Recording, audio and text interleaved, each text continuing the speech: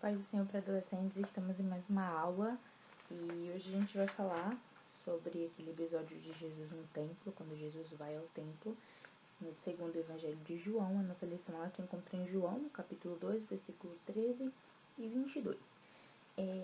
A nossa Bíblia diz assim, já podem acompanhar comigo. O Senhor Deus, quem tem o direito de morar no teu templo? Quem pode viver no teu monte santo? Salmos 15, versículo 1, tá?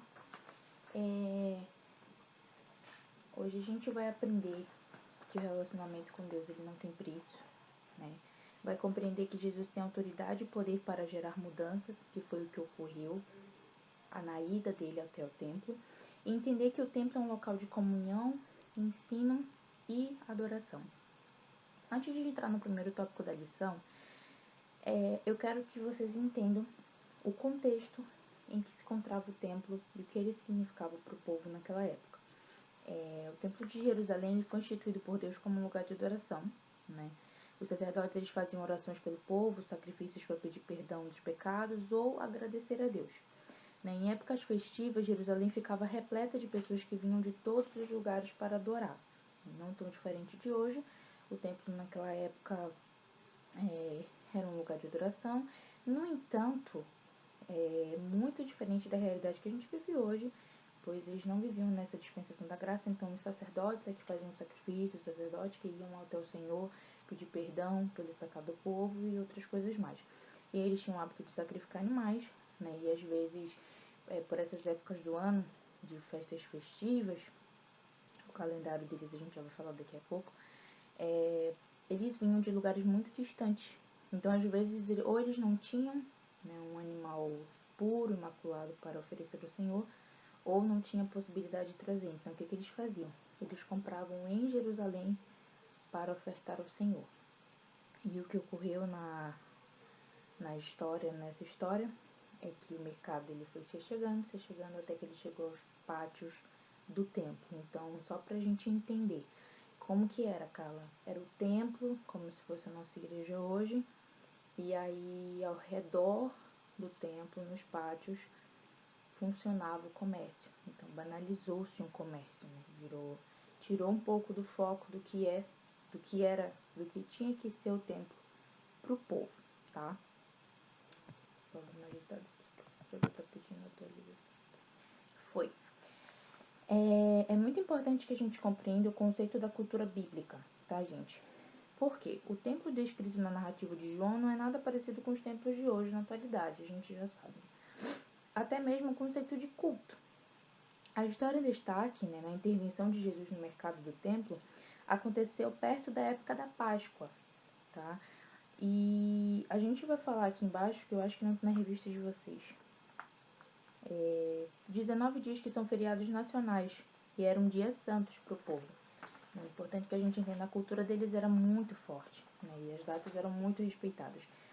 E aqui tem a festa da Páscoa, pães asmos, primícias, colheita, trombetas, dia da expiação, tabernáculos e tendas.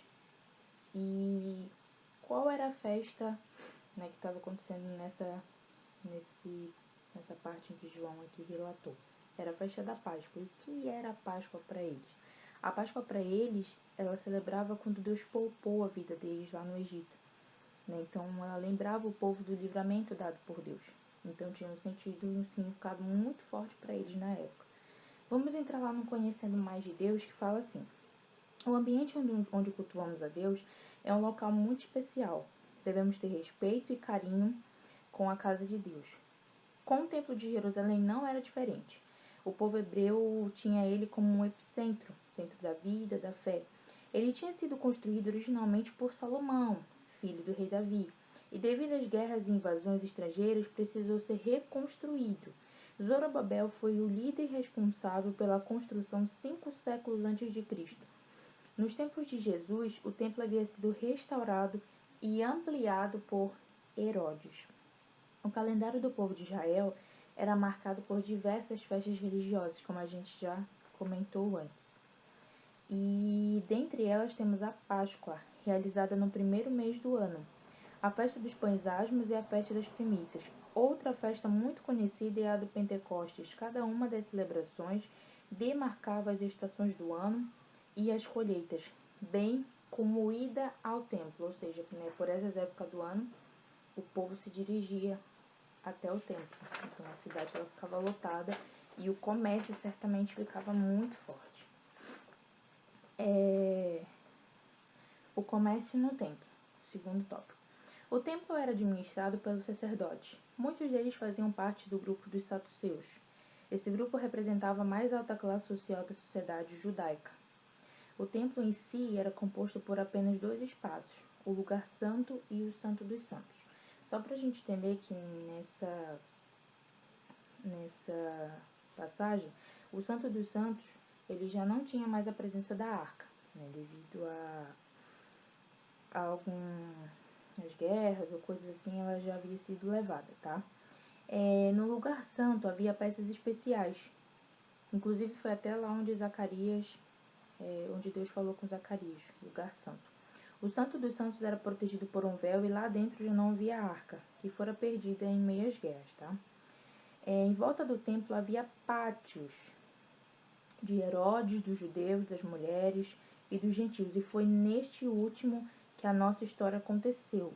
No pátio dos gentios funcionava um mercado com algumas práticas contrárias à lei de Deus.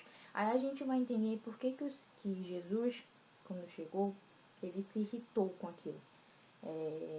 Um lugar que era para ser santo, que era para ser respeitado, acabou sendo banalizado pelo comércio.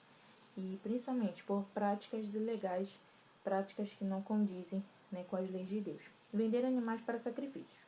O modelo de adoração a Deus era bem diferente. As pessoas ofereciam seus animais e porções de suas colheitas, ou seja, era algo seu, era a sua primícia. Era o seu bichinho que você criou, o seu plantio, entendeu? Coisas que você foi lá, que você cultivou, que você cuidou. Era isso que era para ser o sacrifício. Não chegar lá e comprar um bichinho qualquer e levar para ser sacrificado a Deus. Entretanto, havia muitos critérios. E quando algum animal trazido era reprovado, ou quando a pessoa vinha de uma região tão distante que não era possível trazer os animais, era preciso comprá-lo no templo. A outra prática também que acontecia nas redondezas do templo era trocar as moedas. Circulava entre o povo as moedas romanas, gregas, judaicas. Entretanto, o templo possuía uma marca própria. Cada família que viajava até o santuário levava o dízimo de suas colheitas e também o valor do imposto. De modo que ao chegar ao mercado do templo, trocavam suas moedas pelo dinheiro que tinha a marca do templo. Outra coisa que acontecia também era o comércio e lucro como sagrado. Embora as atividades dos mercadores do templo não fosse legal, era costume deles fazer aquilo, tinha autorização também do governo e dos sacerdotes, ela era reprovável. A troca de moedas, a venda de animais aprovados para sacrifícios e os empréstimos eram uma forma de exploração financeira da adoração do povo. E isso desonrava a Deus e aos princípios da sua palavra. Não era essa a intenção. Ganhar dinheiro em cima do povo, não era isso.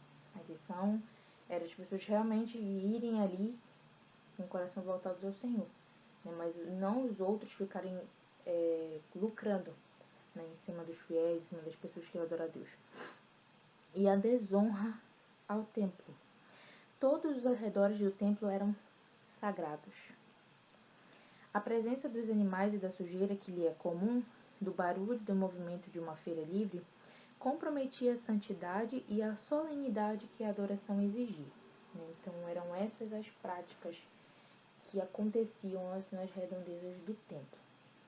E aí, a gente, claro, a gente não consegue mensurar como que Jesus sentiu quando chegou, né, na casa do pai dele e viu aquela bagunça, né?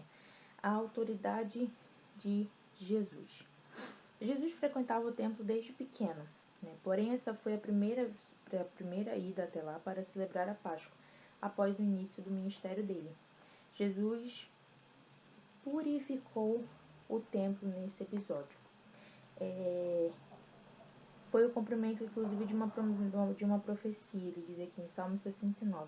Entretanto, Jesus foi questionado, porque as pessoas começaram a questionar: nossa, mas quem ele pensa que ele é? quem ele acha que ele é para chegar assim mandando em tudo, quebrando tudo. As pessoas começaram a questionar. Aquele lugar pertencia a Deus e por isso deveria reinar a reverência e a santidade. Aquela era uma casa de oração. Mateus 21, 13.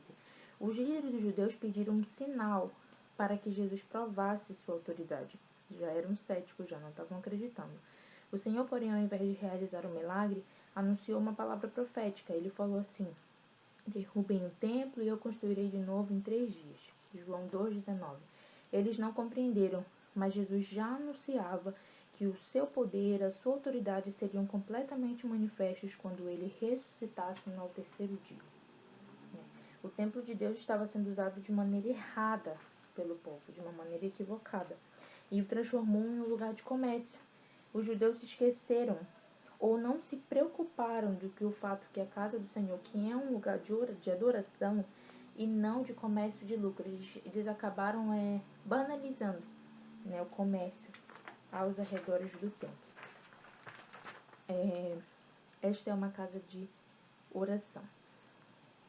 Jesus, a gente sabe assim, gente, que obviamente Jesus deve ter se irado, né, vendo aquela bagunça toda. Mas é que eu quero dizer pra vocês, não é que Deus pecou, que Jesus pecou, tá? Há uma diferença entre a ira descontrolada e a justa indignação. No caso do Senhor foi uma justa indignação pelo que o povo estava fazendo lá. A gente tem que ter cautela para entender essa passagem e entender que ele consequentemente ficou emocionado, né, no momento em ver aquilo e se irou com a injustiça e o pecado. Errado é a gente se irar por ofensas pessoais, coisa insignificante, tá? Mas Jesus não pecou, ele ficou chocado com aquela injustiça que eles estavam fazendo, né, sendo negligentes ali, fazendo aquela bagunça no templo, tá? O templo tinha seu propósito. Era o local onde os sacerdotes intercediam a Deus pelo povo naquela época, né? O templo também era um lugar de celebração e de comunhão. As pessoas viajavam cada uma da sua região para congregarem durante as festas. Especialmente era um lugar onde as pessoas buscavam a Deus com reverência. Jesus, ao purificar o templo, restabeleceu o senso do propósito do templo que o povo havia esquecido. Então Jesus veio com a autoridade dele ali e fez o povo lembrar qual o propósito do templo, né? Que não era lucrar e nem fazer comércio, nada do que eles estavam fazendo. De todo o povo de Israel. Vamos lá, passar para o finalzinho desse tópico. A gente sabe que hoje nós podemos adorar a Deus em qualquer lugar. Na nossa casa, tá na rua, pode falar com Deus. Se reunir numa praça, os irmãos podem adorar a Deus. Mas havia um propósito para edificar um lugar, né, para adorar a Deus. Assim como o tabernáculo, quando o templo de Jerusalém representava casa de oração por muitos anos, eles representaram. Hoje nós temos a igreja, né? A igreja é a nossa casa de oração. E da mesma forma como o templo, o objetivo do templo era de cultuar, de adorar, da mesma forma é a igreja, né? Por isso que dentro da igreja a gente tem uma reverência, a gente costuma não conversar, né, no momento do culto, não sair tanto para ir ao banheiro, beber água, não fazer uso do celular, né? Porque a gente vai com o intuito de adorar. A gente vai com o coração voltado a Deus. A gente vai para oferecer o nosso culto racional a Deus. Então, se eu vou para cultuar, como que eu posso cultuar batendo papo com meu amigo? Como que eu posso cultuar olhando meu WhatsApp? Como que eu posso cultuar indo 10 vezes ao banheiro, né? Então, a gente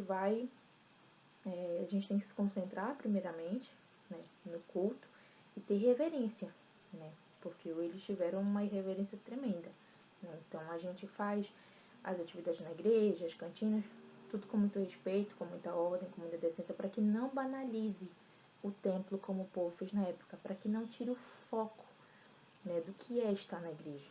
O foco não é a venda, o foco não é a troca, o foco não é as conversas aleatórias, não. O foco é a adoração a Deus. E foi isso que Jesus, com a sua autoridade, fez. Lembrou o povo do que era, de qual era o objetivo do templo, que era adorar ao Senhor. que a gente venha refletir nessa palavra. Fiquem todos na paz do Senhor. Até a próxima.